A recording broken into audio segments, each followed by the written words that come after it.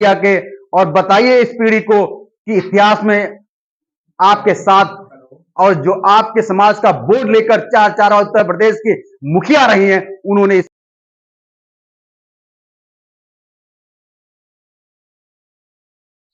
बहुजन समाज में जन्मे सभी संत गुरुओं, महान पुरुषों को, वीर वीरांगनाओं को सत्संग नमन करते हुए मैं अपनी बात को आपके बीच में रखूंगा।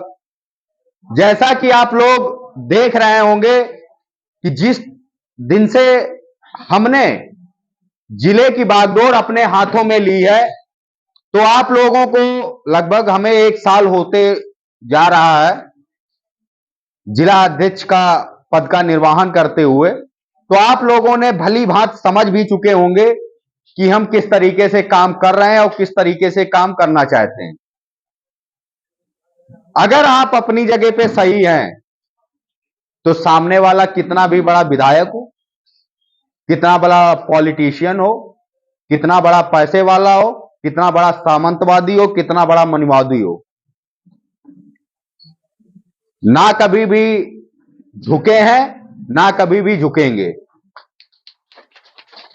और ये मैं आपको विश्वास दिलाता हूं, ना झुकेंगे और ना बिकेंगे, मजबूती से आपके साथ खड़े रहेंगे। और आप लोग देख रहे होंगे कि समाज में क्या इतनी ज्यादा कुप्रथाएं चल रही हैं कि हमारे समाज के लोग इधर उधर भ्रमित हैं। तो आप लोगों को मैं सीधे तौर पे बता दूं कि आप किसी पे भी जाति सूचक टीका टिप्पणी ना करें, चाहे वो किसी कास्ट का हो, चाहे किसी धर्म का हो। हमें किसी के जाति और धर्म से कोई लेना देना नहीं।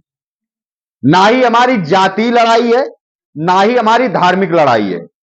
हमारी जो भी लड़ाई है वो वैचारिक लड़ाई है और हक अधिकारों की लड़ाई है। इसे आप लोग जाति और संप्रदाय की लड़ाई में कन्वर्ट करने की कोशिश मत करिएगा। अगर आप जाति और संप्रदाय की लड़ाई में संवैधानिक लड़ाई को कन्वर्ट करने की कोशिश करेंगे तो हम आपके साथ नहीं खड़े हो पाएंगे। जो हमारी विचारधारा के लोग हैं, उन लोगों के साथ में हमें मजबूती से खड़े रहना है। हमारी पार्टी में हो, हमारे संगठन में हो या ना हो, उससे कोई फर्क नहीं पड़ता। अगर वो प्रताड़ित किया जा रहा है, उसे परेशान किया जा रहा है, उसे सताया जा रहा है, दबाया जा रहा है, उसके हक अधिकार छीने जा रहे हैं, तो उसके हक अधिकारों को दिलाने का, और अगर वो प्रताड़ित किया जा रहा है, अगर कोई पीड़ित है तो उसे न्याय दिलाने का काम भीम आर्मी मजबूती से करना जानती है। और ना ही भीम आर्मी के लोग मुकदमों से डरते हैं और ना ही जेल जाने से डरते हैं और ना ही किसी सामंतवादी मनुवादी से डरते हैं जो वो आंखें दिखा के हमें चुप करा देगा। आप लोगों को शायद याद हो, गनियापुर हत्याकांड में हम लोगों ने मजबूती से लड़ाई लड़ी और परिवार को न्याय भी दिलाने का काम किया। और जिस दिन मुझ पे एफआईआर दर्ज हुई थी और मुझ सहित हमारे 180 कार्यकर्ताओं पे एफआईआर दर्ज की गई थी, उसके अगले ही दिन हमारा प्रोग्राम था सर्रा में, और मैंने खुले मंच से बोला था कि अगर प्रशासन के लोग और सामंतवादी विचारधारा के लोग ये सोचते हैं कि हम इन पे एफआईआर और मुकदमा करके इन्हें डरा देंगे, ये शांत बैठ जाएंगे, तो ये खून जो हमारी रगों में दौड़ रहा है वो तुम जैसे दल्लों का खून नहीं है। हमारे समाज के, बहुजन समाज के अनेक नायकों ने ऐसी ऐसी लड़ाइयां लड़ी हैं जिन्हें लड़ने के लिए तुम्हारे बाप दादा कभी सोचे भी नहीं होंगे। और अगर बात तुम करते हो, वही बात है कि हम लोग सिर्फ संविधान का सम्मान करते हैं, बाबा साहब का सम्मान करते हैं, तथागत गौतम बुद्ध की विचारधारा पे चलने वाले लोग हैं, काशीराम साहब की विचारधारा पे चलने वाले लोग हैं।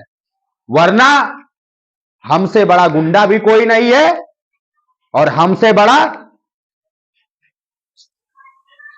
लुटेरा और डाकू भी कोई नहीं है, अगर हम अपनी पे आ गए। और ना हमसे बड़ा कोई छत्री है और ना हमसे बड़ा कोई रईस है। ये हमारे बाप की जमीन है, किसी के बाप की जमीन नहीं है। मूल निवासी हैं हम इस देश के। जो बाहर के लोग आए हुए आज हमें आंखें दिखाते हैं, ये याद रखो, तुम बोलते हो संविधान खत्म कर देंगे, जिस दिन संविधान का एक पन्ना खत्म करोगे तो तुम्हें तुम्हारी औकात बता देंगे। क्योंकि सिर्फ हम संविधान की बदौलत ही चुप बैठे हैं। वरना अगर तुम्हें वही चीजें अगर याद करनी है तो याद कर लो कोरेगांव, याद कर लो महाराजा सुहेलदेव पासी को, जिन्होंने 1.25 लाख सैनिकों सहित सैयद सरदार मसूद गाजी को बैटल ऑफ बहराइच में मार गिराया था। अगर तुम्हें जरा सा भी शक हो कि ये कुछ नहीं कर सकते तो याद कर लो हमारे बहुजन समाज में जन्मी एक वीर बहादुर जिस पे अत्याचार हुआ, उसने 22 ठाकुरों को लाइन में खड़ा करके गोली मार दी थी। फूलन देवी को याद कर लो, जिसने 22 ठाकुरों को, जिन्होंने उस पर जुल्म और अत्याचार किया था, लाइन में खड़ा करके गोली मार दी। और अगर फिर भी तुम्हें डाउट हो तो याद कर लो वीरांगना उदा देवी पासी को, जिन्होंने अकेले 36 अंग्रेजों को, जिनके तुम तलवे चाटते थे, उनको 36 अंग्रेजों को अकेले मौत के घाट उतार दिया था। और जो बात करते हैं कि हम बहुत बड़े देशभक्त हैं, तो याद कर लो तुम वीर वीरा पासी को, जब तुम लोग और विदेशी या जो भी लोग जिस समय पे 4-5 हजार रुपए को खजाना बोलते थे, उस समय पे वीरा पासी को अंग्रेजी हुकूमत द्वारा पकड़ने पर 50,000 रुपए का इनाम था। उन्होंने तलवे नहीं चाटे थे, उनके तलवे चाटने वालों पे कभी भी जिंदा या मुर्दा पकड़ने पर इनाम नहीं रखती कोई सरकार। जो उसका मुकाबला करता है उसी को पकड़ने और मारने के लिए सरकारें इनाम रखती हैं। तो हम लोग सिर्फ बाबा साहब और तथागत गौतम बुद्ध, काशीराम साहब की विचारधारा पे चलने वाले लोग हैं, लेकिन कमजोर समझने की कोशिश ना करें ये लोग। क्योंकि हम लोग अगर तुम्हें कुर्सी पे बिठा सकते हैं तो लात मार के कुर्सी से नीचे भी फेंक सकते हैं, ये याद रखिएगा। हम